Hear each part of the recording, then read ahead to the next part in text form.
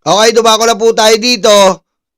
Nga po natin ang founder and chairman ng KME or Kilusang Makabansang Ekonomiya, Ginoong Jaime Regalario. Good morning, Sir Jaime. Si Peter Atrica po ito sa Balita Patan sa DZMM. Magandang umaga po, Sir Peter, Ma'am Rica. Opo, good morning sir. Salamat po. Thank you for joining us, sir. Sir Jaime, ang tanong dito is, why the need? O bakit ba kailangan pang magkaroon ng parang parallel impeachment hearing ang inyong grupo or yung tinatawag na People's Court? At sino ang bubuo nito? Ayan, para magkakaroon po ngayon ng People's Court. Ayan ayan po ang lumalabas ngayon. Pakinggan natin to. Una yung bubuo, ito ay proyekto ng Kilusang Makabansang Ekonomiya. Ang aming constituency ay Church and the Academe. Meron kaming 3 obispong miyembro ng Catholic Church at isang archbishop ng Orthodox Catholic Church. Mhm. At maraming mga congregation ng simbahang Katoliko at may mangilan-ngilan ding miyembro ng Protestant Church. Mhm. Ngayon, ang pangalawang uri ng constituency ay yung Academe. At may mga miyembro kaming sa UP, San Beda, UST, at PUP. Ngayon, ang combination ng Church and Academe, ang paniwala namin ay makakatulong sa pag-exit ng presyo para doon sa pagtutuwid ng mga pagkakamali dito sa ating pamahalaan. At itong ang impeachment ay isa sa interes na aming pinagbigyan pansin. Kaya na pagkaisa namin magbuo ng counterpart court outside the Senate. At kung ano man yung mga ebidensyang gagamitin dun sa Senado, gagamitin din namin at baka makapag-research pa kami ng iba na pwede namin ipasok dun sa parang mock trial din. Oo. At although hindi kinikilala ng saligang batas o kinikilala ng Senado, kinikilala naman to bilang karapatan ng tao. Opo. Dahil bukas na po ang umpisa nung formal impeachment trial ni VP Sara sa Kamara, ano po? Ibig ba sabihin nakabuo na po kayo nung tinatawag na mga membership ng People's Court today? Kasi bukas na yun eh. Ang aabangan namin ay yung impeachment trial sa Senado. At, okay. Hindi sa ano. Kumbaga, wala nang tiwala talaga mga taong bayan sa Senado eh. Aray ko. Kita nyo? Wala na pong tiwala ang taong bayan sa Senado. No, hindi sa lower house. Hindi sa lower house. Sa lower house, magbubuo rin sila ng prosecution team, di ba? At sila ay mag-uusig, bagamat ang mag-uusga yung Senado. Habang nagaganap yung trial, doon kasi didinigin yung yung mga inaakusang krimen na commit ng ating Vice President, ay nagdidinig din kami sa labas o kung saan man lugar na makikita at maririnig ng mga mamamayan kung ano yung pagsusuri. Pagkat ang mga bubuo nito, una may mga bishops, mga pari at madre na membro ng kongregasyon at kung ilang student councils ng Nako! mga pari. Yari po pala to. Ito na yung sinasabi natin. Ito pong Catholic group, ito po, ay babantayan po ang Senado. Delikado po to. Aray ko. Diba? Delikado po to sapagkat itong grupo na po to, siguro yung mga EDSA to, ay babantayan po hindi daw po nila babantayan yung Kongreso dahil meron na daw po yung prosecutor doon na namamaala. Kumbaga sumasang-ayon sila sa Kongreso. At ito po mga religious group na to ay babantayan po ang Senado. Nako, yan ang sinasabi natin sa mga senador natin na nagsasabi ngayon. Kasi naririnig nila eh. Naririnig po nila na sinasabi ng Senado na sabi ng mga senador ay no. No kagad ang boto, wala pa. Sila JB, sila Robin. So kapag ginago po ng mga senador, eto pong impeachment na papaakyat diyan sa Senado, abay malilintikan po talaga. Malilintikan, magkakaroon po ng People's Court. Kumbaga, ang korte po ay ang magiging taong bayan. Delikado. At bukod dyan, ito na po ang magandang balita po. Si Sentry po may pasabog. Ito. Ba yung sa tingin niyo po ba merong nasa likod nitong mga ito, nitong 18 ex-Marines? Maliwanag po yan. Base po sa aming initial investigation, galing po sa kampo ng Duterte. Yung organizer nito, financier, lahat. At ang layunin nga nila, primarily, is yung madungisan yung ICC investigations. Kasi kung maalala ninyo, kinandak nila yung original press con nila, the first press con, sa kasagsagan nung ICC confirmation of charges hearing sa The Hague. Talagang nilabas nila yon para magkaroon ng disruption. Oh. At ang plano nila, parang palalabasin nila na yung kaso sa The Hague kay Digong ay bunga lang ng corruption ng ICC dahil nilagyan sila ng pera. Ito, alam natin, alam lang lahat ng mulat na Pilipino na totoo naman yung mga inaakusa kay Duterte sa The Hague. Libo-libo yung nangamatay ng mga panahon na yon, pinagmamalaki nila yon. 'Di ba? Pati yung mga supporters sila pinagmamalaki, ginagamit pa yung pambanta dun sa mga kumokontra doon. Tapos ngayon itinatanggi na nila, 'di ba? So, 'yan. Pangalawang objective nila ay ma-preempt, ma-divert yung discussion. Kaya nga alam mo, Mike Defensor, mahiya ka sa balat mo. Ha? Mahiya ka sa bingot mo, Mike Defensor. Nakakahiya na yung... Hindi ka ba nahihiya sarili mo? Salabat na yung kwento mo. Tanga na lang po maniniwala kay Mike Defensor, tandaan nyo po. Ha? Unang-una, gaya nga ng sinabi ko sa inyo, anong party mo dito? Wala, hindi ka mayor, hindi ka congressman. Isa kang epal na kupal.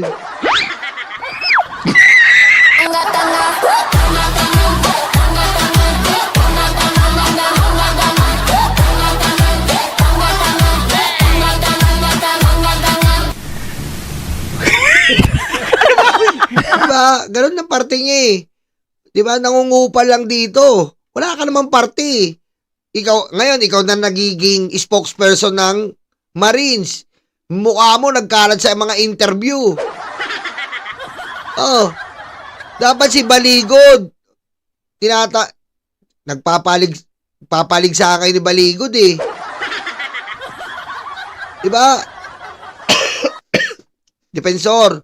Hoy, kupal. Di ba kay Gutesa ka lang? O ngayon ba't di mo malabas? Aray ko. Oh, wala kang matatanga dito, inutil. Ilabas mo si Gutesa, yun ang trabaho mo. Wala kang pakialam sa 18 Marines. 'Di ba? Wala raw siyang kinalaman pero nung nahuli yung sasakyan ng asawa niya, biglang lumapit daw. Sino kinukupal mo? Aray ko. Mula doon sa impeachment ni Sara. 'Di ba? Pangatlo, ito ay destabilization. They were hoping na nung lumabas yung 18 na dating sundalo, ang mangyayari ay magdudulot ito ng pagpatalsik sa administrasyon ni President Marcos. So yan yung mga layunin nila. Kaya tinayanan nila, tinodo-todo na nila yon. So na-identify na namin kung sino yung nasa likod niyan.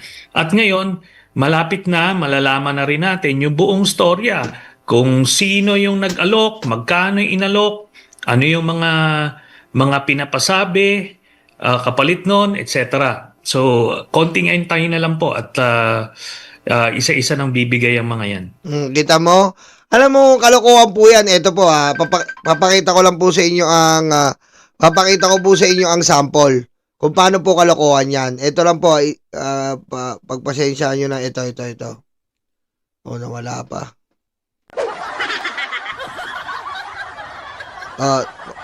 Papakita ko po sa inyo kung paano kalokohan yung 18 Marites na yan.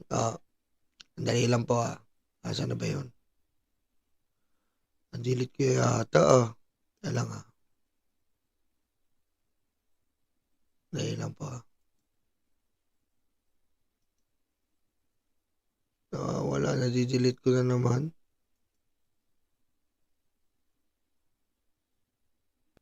Na-delete Dahil lang. Asan na ba yun? Dito lang yun Aray ko! Ito. Ayan po ito po yung nakikita nyo po to, yung matangkad. Ayan po. Ayan yung isa sa 18 Marines. Di ba? Ayan po yung isa sa 18 Marines.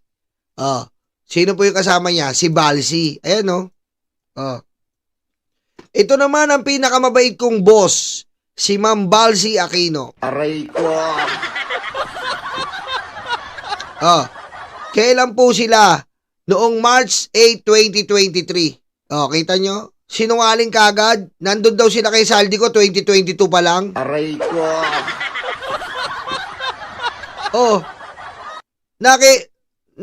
Saldico daw sila 2022 pa lang. Ayan 2023 Ayan po yung matangkad doon. Tignan nyo. Nandiyon yun sa interview yung matangkad doon.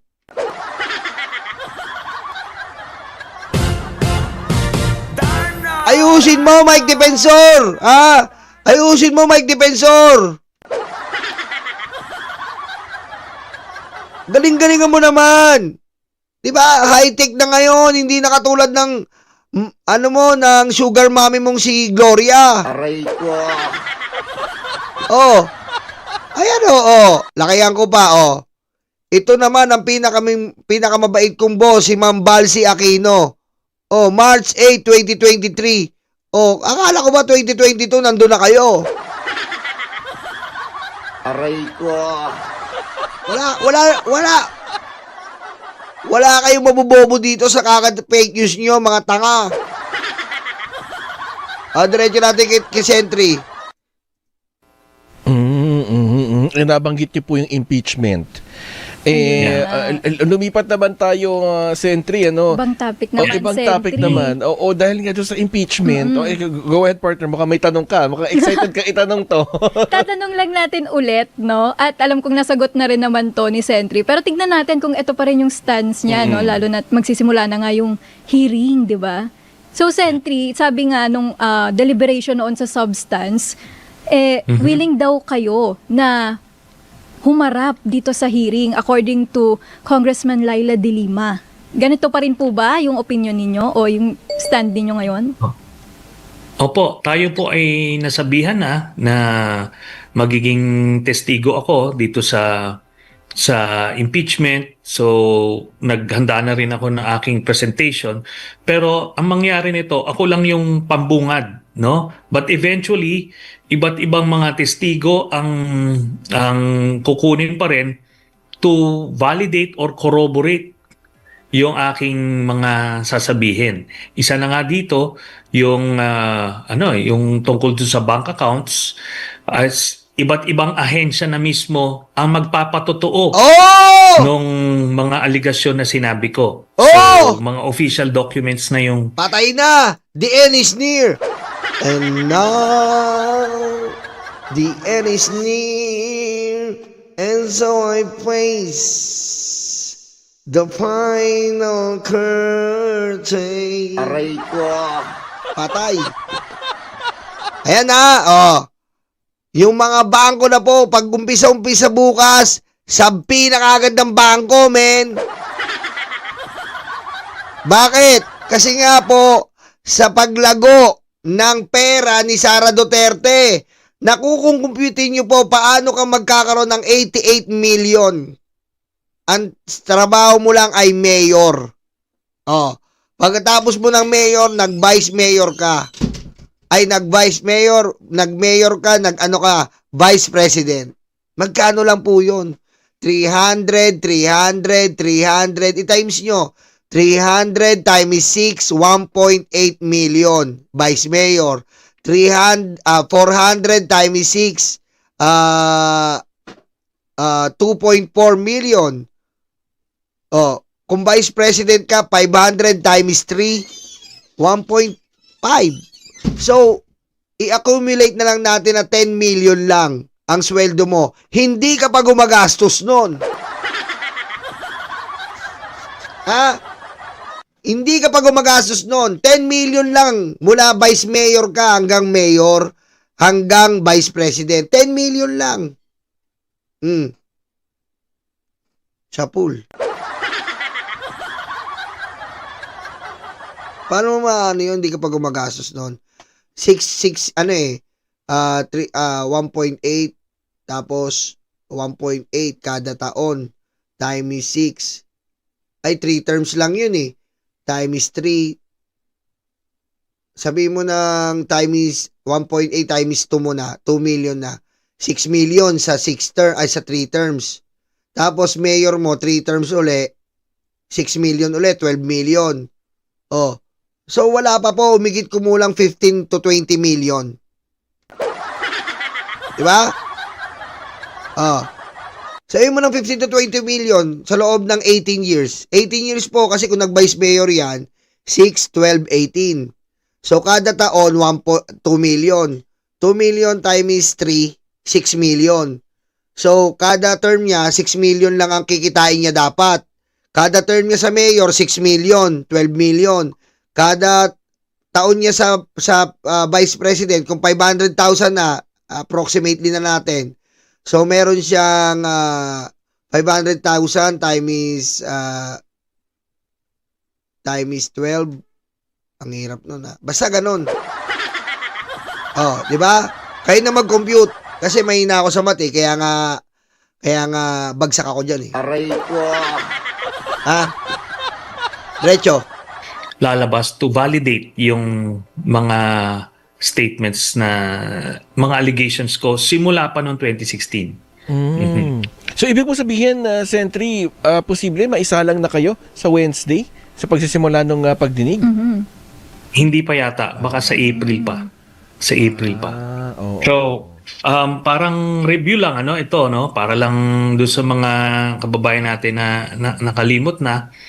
Yung primary allegation ko ay yung tungkol sa pagkakaroon ni Sara Duterte ng ill-gotten wealth Yan. more than 2 billion pesos sa bangka Kita mo ha, more than 2 billion pesos. Inuulit po ni Sentry. Ngayon po, malalabas na yan. Patay na. accounts niya. Sila ni mag-asawang Manscarpio. Tapos bukod doon ay meron akong nakita na mga dividendo na nakukuha nung Duterte family. Lahat sila, no? Individually, nakakatanggap ng dividendo mula sa isang drug lord.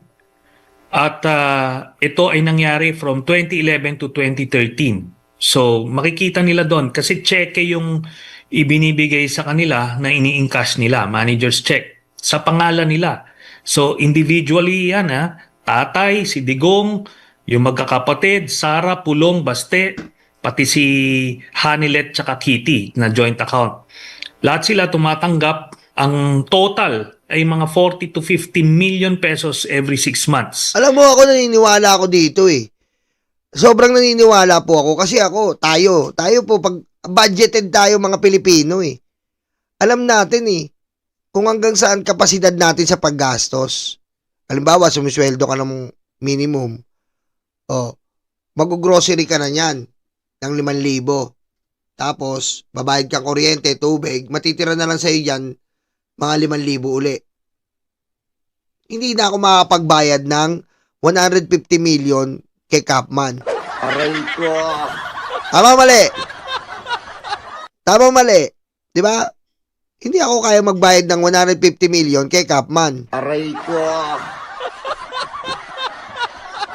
At hindi rin ko kaya na magkaroon ng 16 lawyers na approximately 20 million to 50 million monthly. Aray ko. At kung nakakulong ako, at kung ganun lang ang budget ko, hindi makakapagpatayo ang pamilya ko ng Mang Inasal at KFC magkasabay sa isang mall. Kasi hanggang doon lang ako hanggang doon lang yung kapasidad ko. Hanggang doon lang po yung kapasidad ko. Di ba?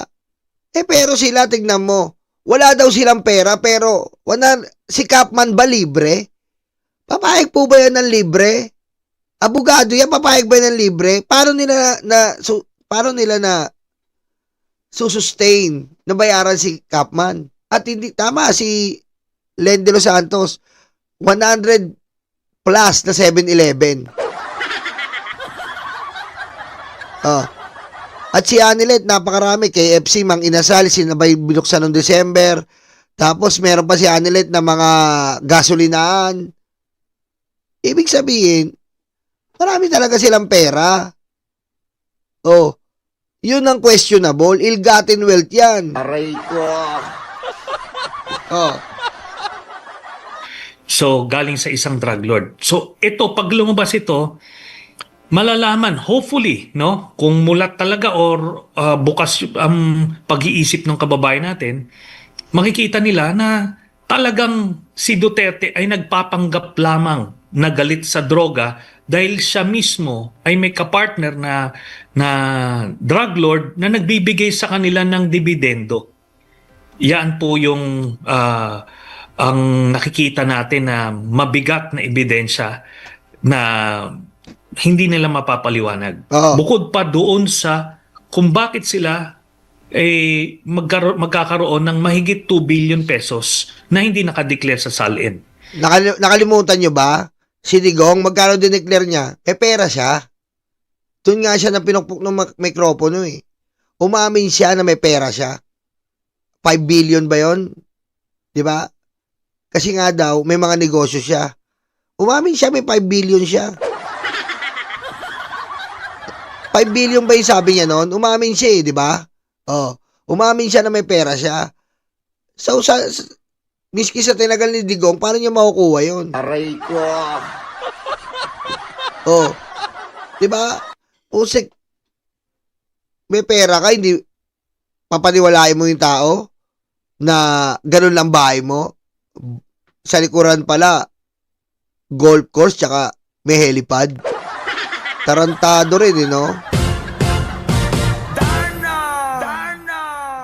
At itong mga itong sila Sara at itong sila Digong, di ba? Yung buong pamilya nila, nagpapanggap yan sila na simpleng mga tao lang sila, kumakain sa karinderya, natutulog sa kulambo. Pero noon pa lang, nung mayor pa lang si Digong, bilyon-bilyon na ang pinagkakapirahan nila. Pero ito pong si Attorney Dino De Leon, ang isa sa mga hamon niya ngayon kay VP Sara Duterte, pumirma na ng bank secrecy waiver para makita na ngayon pa lang sa tingin niyo po tama lang, nararapat lang na pumirma na rin ng bank secrecy waiver itong si VP Sara Duterte? Kung wala siyang tinatago, pipirmahan niya yan. Pero noon ko pa hinahamon niyang pamilya na yan. Noong 2016, tapos habang presidente si Digong, kung maalala ninyo, si Duterte, inakusahan ako na meron daw akong foreign bank accounts. Tapos pumirma ka agad ako noon sa waiver.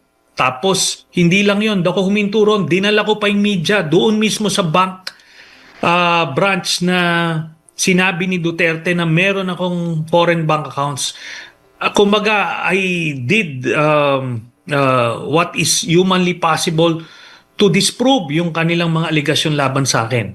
Pero ito, kada hamon ko ay dinadivert yung attention. Tama. Ang pinakahuli nga, di ba yung nagkita kami sa Quadcom, pinapapirma siya ng waiver, hindi siya pumirma, gumawa ng eksena. Ando doon sa likod si Sara Duterte, hinahamon ko sila. Andito na sila, pakita nila sa mga supporters nila na talagang bulag na bulag ang pag-iidolo sa kanila. Pakita nila na maayos talaga sila. Kaso nga hindi nila gagawin yan kasi alam nilang totoo yung sinasabi ko. Tama. Kaya regardless, umirma siya, hindi, ngayon ay malalabas na yan din sa impeachment.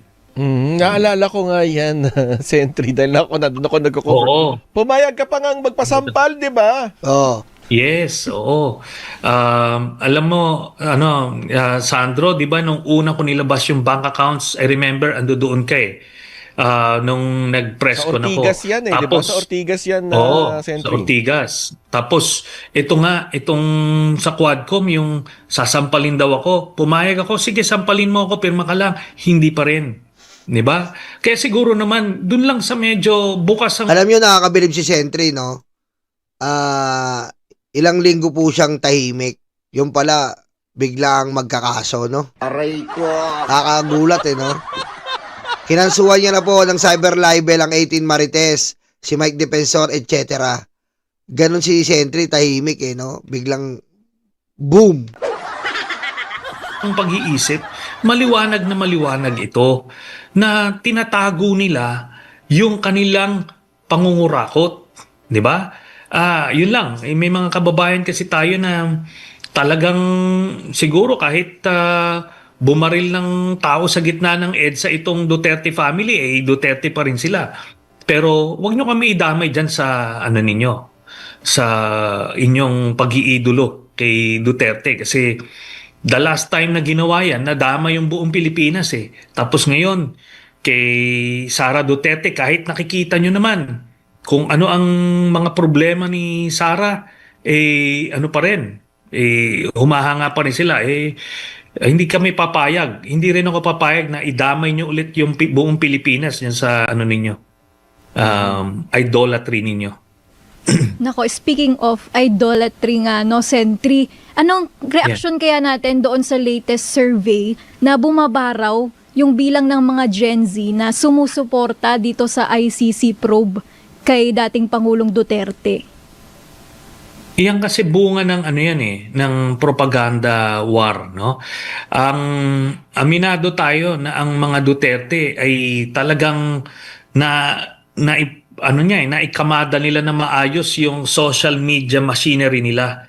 Kaya nakita nyo, di ba? Kaya nga siya naging presidente dahil kaliwat kanang fake news yung kinalat nila tungkol sa kanya na positibo. Tapos kaliwat kanang negatibong mga fake news ang nilalabas kay sa mga kalaban. 'Di ba? 'Yun na yung kulambo na 'yan. Saan ka makakakita? Sino ba namang politikong magpapapicture ng natutulog na nakakulambo tapos ipapapost mo? 'Di ba? Alam Pusang ina niyan, tas galit na galit kay Lenny. Aray ko! Kupal no? mong panluloko pero maraming naloloko eh. So yan lang po ang niyan. But ito kasi pag nagsimula yung impeachment, ito kasi unfiltered ito. Makikita ng mga kababayan natin, yung mga susubaybay, diretso yung ebidensya sa kanila. Wala nang filter, walang fake news, walang mga kalihis ng atensyon. Pag lumabas yan, sigurado ako, bababa yung suporta sa mga Duterte kasi mamumulat, maraming mamumulat yan for sure. Yung mga blind followers ni Duterte, bahala na kayo dyan. Doon lang kayo. Pero yung mga bukas pa yung pag-iisip, maliliwanagan yan. Parang ang sinasabi ba natin, Sentry, itong impeachment attempt this time laban sa ikalawang Pangulo, much better siya kaysa dun sa umpisa na parang mabilis, di ba yun daw yung sinasabing fast track na type of impeachment na nagbotohan lang, ganyan. Pero dito kasi mahihimay, kumbaga, di ba? Itong mga aligasyon, yung mga grounds for impeachment, makikita natin at mapapakita ng mga kongresista doon gamit yung mga ebidensya. Tama po ba? Ganun nga po. At dito nila makikita na hindi tayo natitinag. Yung last year, sige, nagtagumpay silang maipasantabi yun. Pero ito ngayon, panibagong pagkakataon. Kung ano mismo yung sinabi ng Supreme Court na kailangan gawin, sinisigurado natin na ginagawa Diba? para wala na silang dahilan. Yun, di ba? Tapos magrereklamo kayo na ad cotelem na naman na pang-aabuso ng House. Nilalakaran na nga dito yung utos ng Supreme Court. At saka yung kontrata, nag-aanap kayo ng kontrata ng Asin, PhilHealth, Pag-ibig, SSS. Aray ko! Pero ngayon, mas nakakapabor ito. Kasi sa House of Representatives pa lang, makikita na natin yung ebidensya. At yun ang magiging basihan sa pag-transmit sa Senado at doon ulit sa trial lalabas to muli. Kaya namimilipit na yung mga Duterte kaya kung ano-ano nang ang mga naiisip para Namimilipit na. Kaya po, abangan natin bukas. Titistigo pala si Sentry, no? Botek, maganda pala to bukas. Titistigo po si Sentry. Titistigo po siya. Maganda-ganda po to bukas. Parang Netflix to bukas.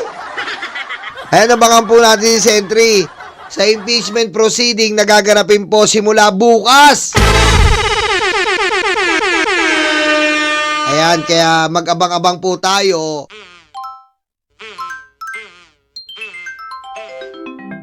Kukulango.